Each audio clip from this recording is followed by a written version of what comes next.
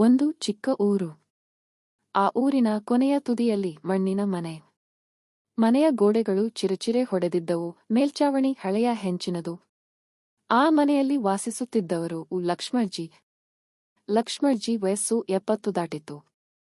ಕಣ್ಣುಗಳಲ್ಲಿ ಮಸುಕು, ಕೈಗಳಲ್ಲಿ ಕಂಪನೆ, ಆದರೆ ಹೃದಯ ಮಾತ್ರ ಇನ್ನೂ ಮಕ್ಕಳಂತೆ ಮೃದು. ಅಜ್ಜಿಗೆ ಕುಟುಂಬ ಇರಲಿಲ್ಲ. ಗಂಡನು ವರ್ಷಗಳ ಹಿಂದೆ ಸತ್ತಿದ್ದ. ಮಕ್ಕಳು ಯಾರೂ ಉಳಿದಿರಲಿಲ್ಲ. ಆ ಮನೆಯಲ್ಲಿದ್ದ ಏಕೈಕ ಜೀವ ಒಂದು ಕೋಳಿ.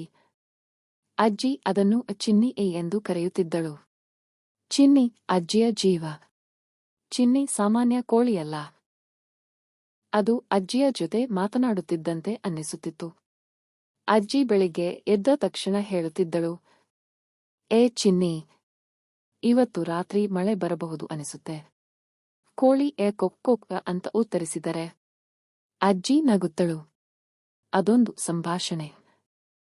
ಒಂಟಿತನದಲ್ಲಿ ಹುಟ್ಟಿದ ಮೌನ ಸ್ನೇಹ.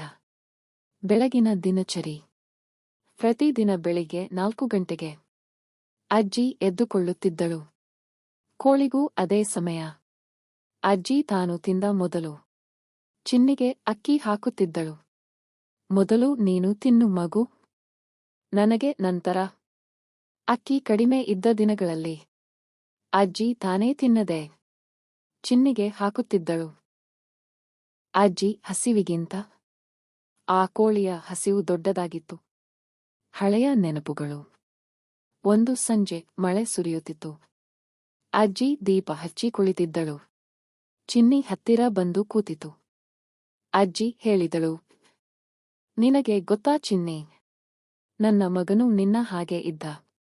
ನನ್ನ ಹಿಂದೆ ಹಿಂದೆ ಓಡುತ್ತಿದ್ದ.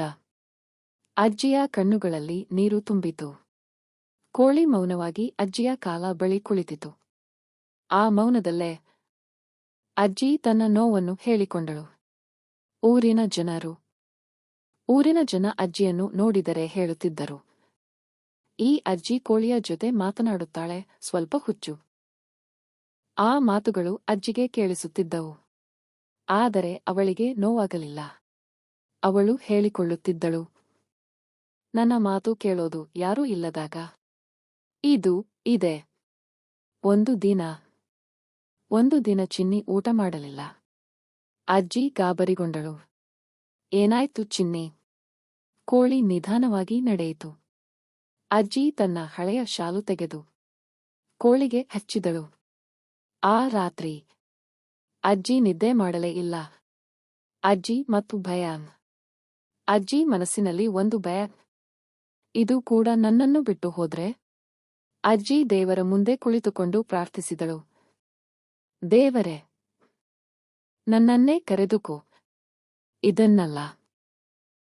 ಅಜ್ಜಿಯ ಕಣ್ಣೀರು ನೆಲಕ್ಕೆ ಬಿದ್ದಿತು.